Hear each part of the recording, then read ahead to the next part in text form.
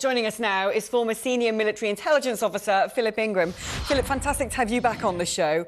This truce has now been, it's supposed to be coming to an end. Hamas calling for an extension. The latest tranche of swaps has not taken place.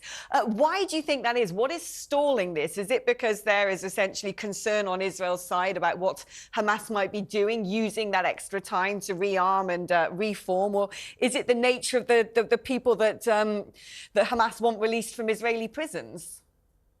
I think it's the nature of the discussions at the moment, and the fact that the international community is pressurizing Israel to extend the truce. Hamas want, as we heard, another 4 days. Israel's looking at day by day, so they're trying to wrap up all the negotiations in one go rather than dribble it through. There's another 11 hostages, I believe, are due to be released today. I suspect that will go ahead as normal because Hamas will want to cooperate if they want this truce to continue.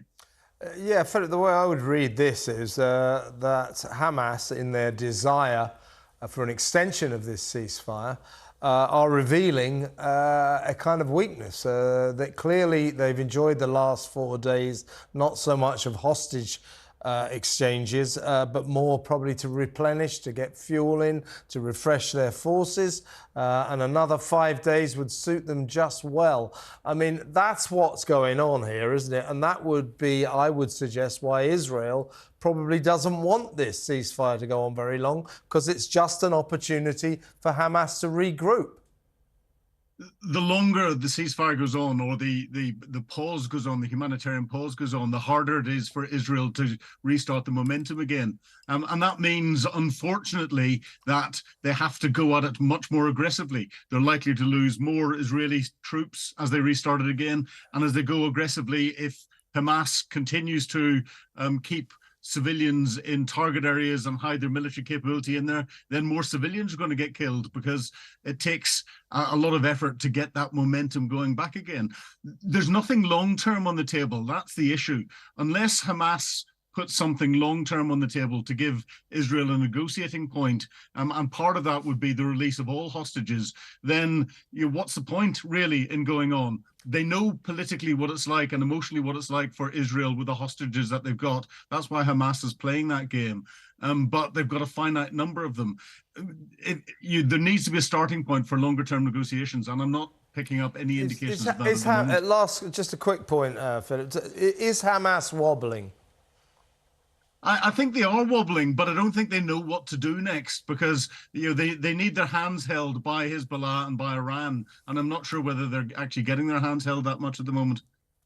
Yeah, no, that's what I was going to ask you. Exactly that, actually. It seems to me that Iran sort of jostled to make this all happen in the first place, behind the October the 7th massacre on some level or the other, and now seems to have swiftly exited stage right, instead sort of, I would imagine, coaxing America to get involved somehow, with Houthi-backed rebels attacking American destroyer ships out in the ocean. I mean, where does this go next? Because in many respects, what we're seeing is a proxy war, isn't it, between the US and Iran, and both sides essentially terrified to escalate things any further.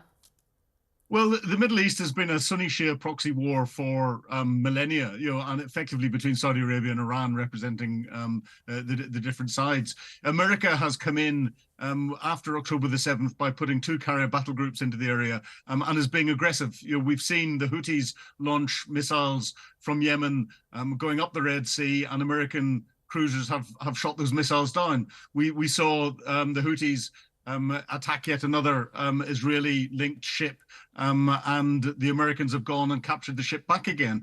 Now, this is sending very clear messages to Iran. The Houthis are merely an extension of Iran's operations, and Iran is now concerned that they've probably bitten off more than they can chew at this stage. So they're sitting back and watching what they're doing. I think Iran thought that this would be a natural progression from Hamas attacking into Israel, Israel responding, Israel getting fixed, Hezbollah coming in from the north, and then Iran potentially stimulating Lebanon, Syria, and all the rest of it to get involved and become a regional conflict, link up with Russia, and that would keep the West really, really busy indeed. China would have loved that as well. But I think the American move so fast to get military capability in the ground, and the diplomatic efforts that are going on behind closed doors are making Iran think twice.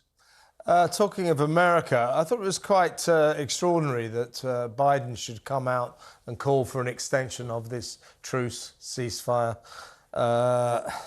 cessation, was it pause in humanitarian firing, etc., etc. Because usually America and Israel keep their negotiations quiet between the two of them. But given that, if you like, Joe Biden has revealed his hand, he said that he wants this truce to continue. How powerful an influence do you think that might be over Netanyahu, who my sense is, my feeling is, wants to continue this war? He's a very powerful influence. However, Netanyahu, as has been shown in the past, is his own man, and he will make the decisions on behalf of Israel. And if he thinks that there is no point in negotiating further with Hamas, he will restart Israeli military operations again. If he thinks that he can get more out of Hamas, and the more that he wants, because this is what is impacting Netanyahu domestically, is the release of more and more hostages. The Israeli people, hostages, it's very difficult to underestimate the political impact that hostages in under sort of Hamas control has domestically inside Israel. And that's what will be keeping Netanyahu very, very concerned indeed. So it wouldn't surprise me if we see an extension for a period of time. But if Hamas doesn't come up with something on the table for longer term negotiations, frankly, there's no point.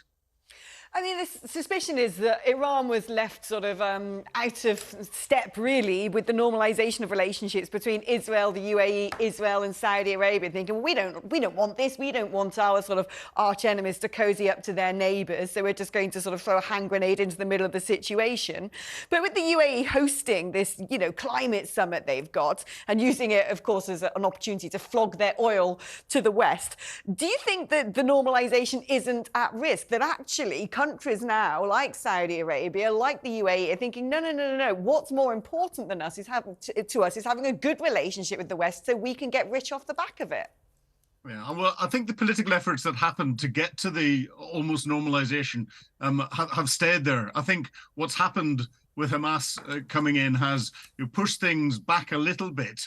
But I think there's an awful lot of diplomatic effort, and that's why we've seen Blinken and other international politicians going around all of the different Arab countries. There's been a lot of effort going in to just make sure that things may just be put in the back burner again, but can be brought to the fore very quickly once there's some form of solution.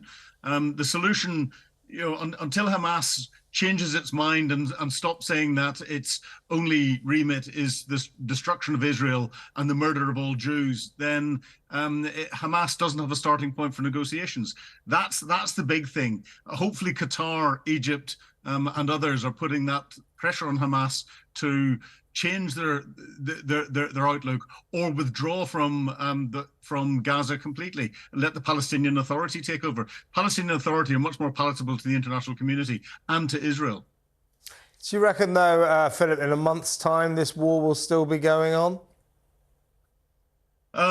If we don't have a longer-term solution, yes, because Hamas, as I said earlier, its aim is still the destruction of Israel and the murder of all Jews.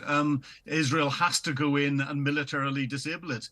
Hamas is bleeding at the moment, therefore the conflict is going to have to restart.